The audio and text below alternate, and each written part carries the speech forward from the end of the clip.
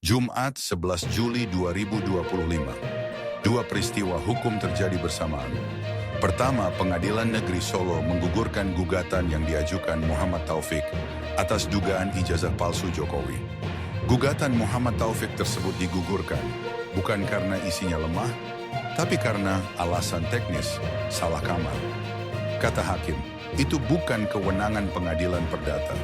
Publik pun tak diberi kesempatan untuk mengetahui apakah ijazah Jokowi itu sah dan asli atau palsu. Hal tersebut menjadikan gugatan tersebut tak pernah sampai ke pokok perkara. Pengadilan menyatakan tidak berwenang memeriksa perkara dugaan ijazah palsu. Artinya, publik tak diberi ruang untuk tahu apakah ijazah itu asli atau palsu.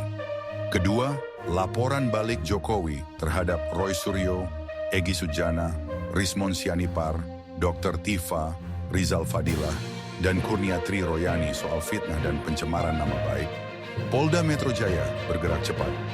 Para terlapor dipanggil, diperiksa, dan dimintai keterangannya. Dan kini, kasusnya resmi naik ke penyidikan. Tinggal tunggu waktu saja, akan ada yang dijadikan tersangka.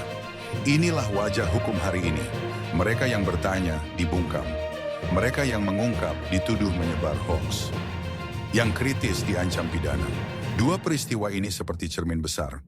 Bukan hanya soal ijazah, tapi tentang wajah hukum di negeri ini. Pertanyaannya sekarang, kalau orang yang menggugat bisa dijegal, tapi orang yang dikritik bisa dengan mudah melaporkan balik, maka siapa sebenarnya yang sedang dilindungi hukum? Publik pun bertanya, siapa sebenarnya yang masih memegang kendali hukum di negeri ini? Fenomena ini bukan kebetulan. Ini adalah sinyal kuat bahwa kendali kekuasaan belum berpindah sepenuhnya. Secara administratif, Prabowo memang presiden. Tapi secara operasional, aparat, hukum, dan sistem masih tunduk pada bayangan Jokowi. Hukum tak lagi berdiri untuk keadilan.